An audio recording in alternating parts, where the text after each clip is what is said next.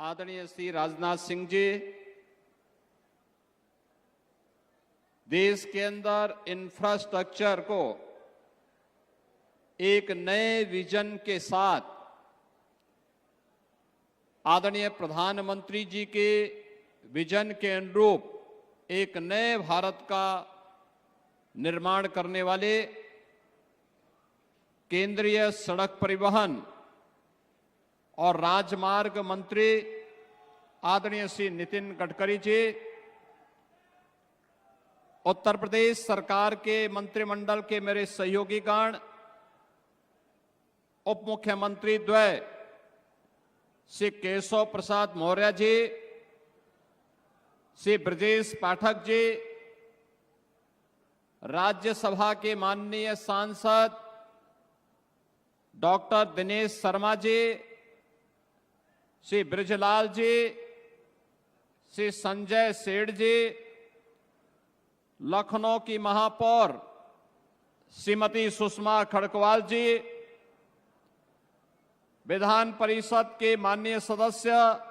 श्री मुकेश शर्मा जी, रामचंद्र प्रधान जी, पवन सिंह चौहान जी, अवनीश सिंह पटेल जी, माननीय विधायक डॉक्टर नीरज वोरा जी, ओपी श्रीवास्तव जी, योगेश शुक्ला जी, अमरेश कुमार जी, महानगर के अध्यक्ष श्री आनंद द्विवेदी जी, भारतीय जनता पार्टी के सभी पदाधिकारी और उपस्थित कार्यकर्ता बहनों और भाइयों, मैं सबसे पहले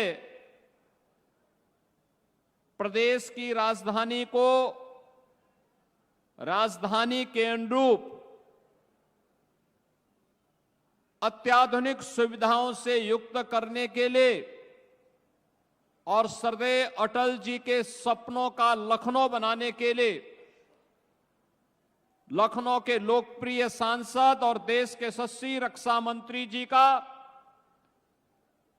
केंद्रीय सड़क परिवहन और राजमार्ग मंत्रालय के माननीय मंत्री आदरणीय श्री नितिन गडकरी जी का आज के इस समारोह में लखनऊ वासियों की ओर से, प्रदेश वासियों की ओर से हृदय से स्वागत करता हूं, अभिनंदन करता हूं।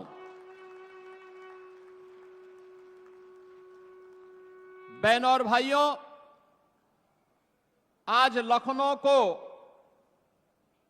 1000 करोड़ रुपए की अधिक परियोजनाओं की सौगात, जिसमें 440 करोड़ रुपए की लागत की राष्ट्रीय राजमार्ग के 2 महत्वपूर्ण परियोजनाओं और लगभग 600 करोड़ रुपए की लागत से उत्तर प्रदेश सरकार के अनेक परियोजनाओं के लोकार्पण और शिलान्यास का कार्य अभी हमारे दोनों केंद्रीय मंत्रियों के करकमलों से यहां पर शिलान्यास और लोकार्पण का कार्यक्रम संपन्न हुआ है। इस समारोह में मैं अपने दोनों केंद्रीय मंत्रियों का हृदय से स्वागत करता हूं, अभिनंदन करता हूं।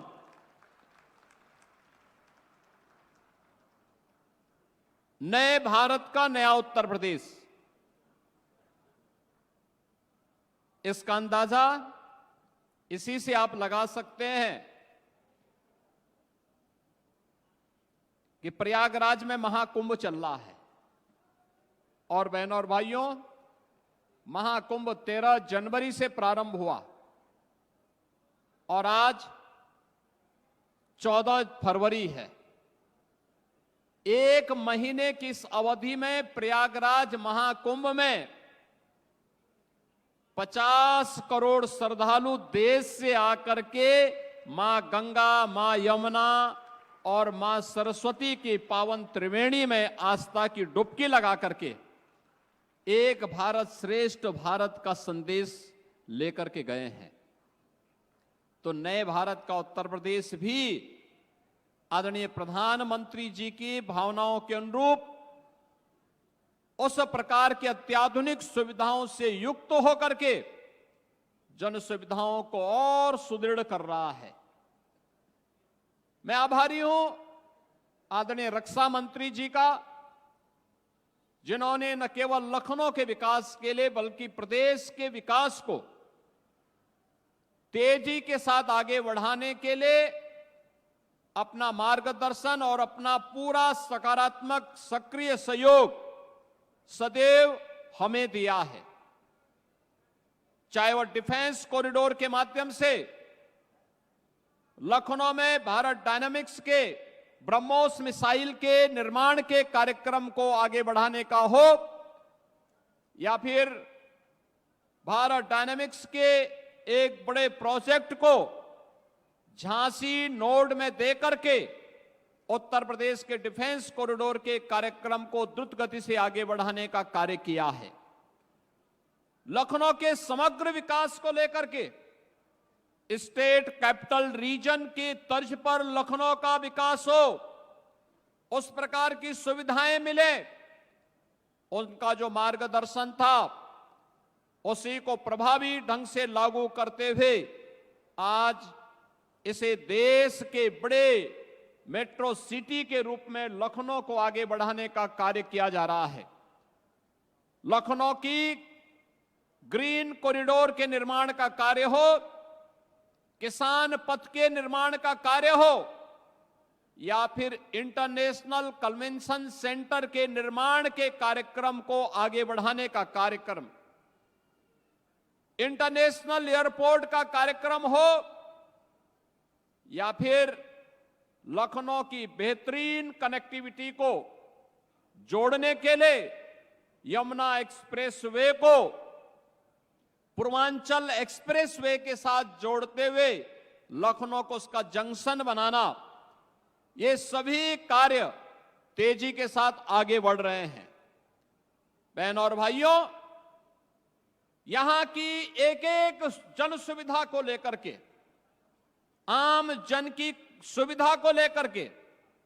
यहां के पब्लिक ट्रांसपोर्ट को लेकर के, यहां के सामान्य नागरिकों के सुविधाओं को लेकर के एक लोकप्रिय जनप्रतिनिधि के रूप में माननीय रक्षा मंत्री जी का मार्गदर्शन निरंतर प्राप्त होता है। आज उसी का परिणाम है कि लखनऊ सरदेव अटल जी की भावनाओं के अनुरूप आप एक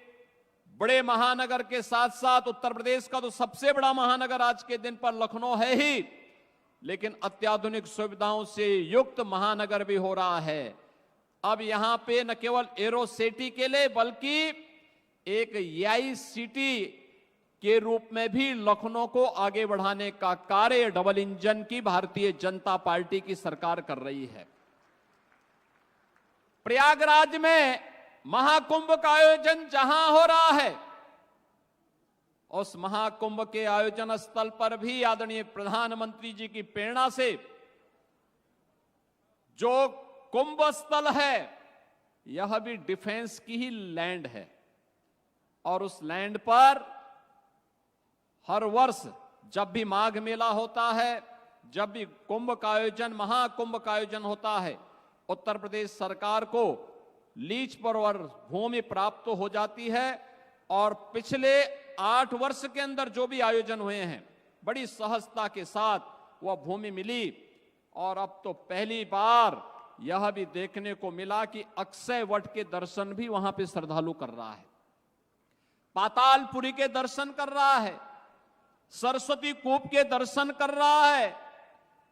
एक नए कॉरिडोर के रूप में सभी विकसित हो गए हैं।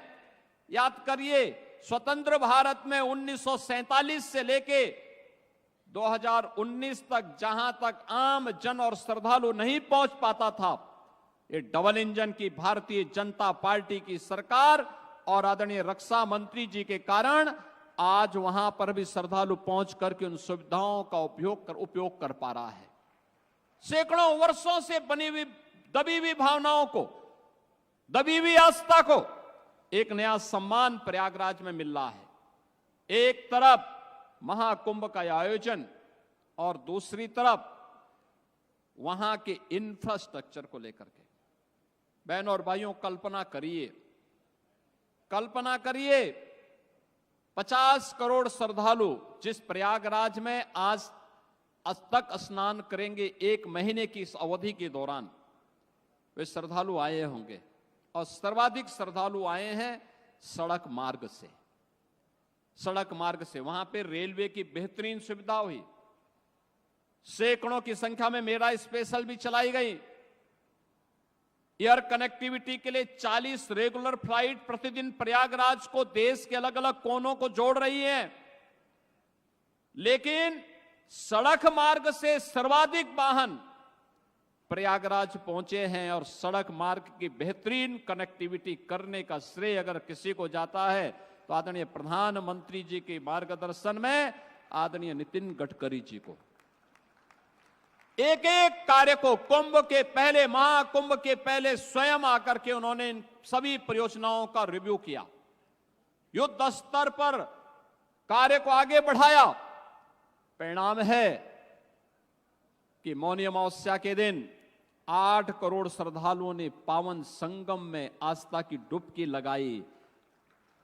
और सकुशल निकल भी गए। दुनिया के अंदर कहीं नहीं हो सकता। ये केवल और केवल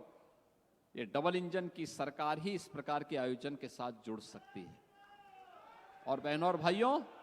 आस्था को सम्मान कैसे, आपने देखा होगा भारत के अंदर 140 करोड़ की आबादी, इसमें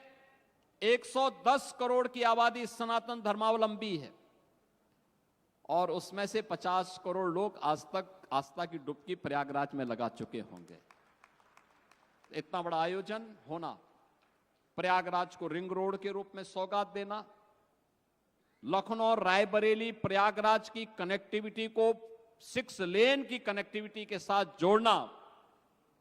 प्रयागराज के अंदर के सड़कों को फ्लाईओवर के साथ जोड़ना, 2 लेन को 4 लेन, 4 लेन को 6 लेन के साथ जोड़ने का कार्य डबल इंजन की भारतीय जनता पार्टी की सरकारों ने किया। और राष्ट्रीय राजमार्ग और केंद्रीय राजमार्ग विभाग मंत्रालय को जो भी प्रस्ताव हम लोगों ने महाकुंभ की दृष्टि से भेजे थे, उन सभी प्रस्तावों को आदरणीय गडकरी जी ने एक झटके में स्वीकृत करते हुए महाकुंभ को भव्य और दिव्य बनाने के लिए अपना पूरा योगदान दिया। आज उसका परिणाम है कि प्रतिदिन करोड़ों की संख्या में श्रद्धालु आकर के आस्था की डुबकी आसानी से लगा पा रहा है। मैं इस अवसर पर अपने दोनों यशस्वी नेताओं का एक बार फिर से प्रदेश की राजधानी लखनऊ में हृदय से स्वागत करता हूं और इस अवसर पर मैं आदरणीय गडकरी जी के संज्ञान में इस बात को जरूर लाना चाहूंगा कि इस बार जो स्केल है वहां पर, इसको देखते हुए हमारी कैबिनेट ने भी 22 जनवरी को प्रयागराज में जाकर के सामूहिक रूप से आस्था की डुबकी लगाई थी।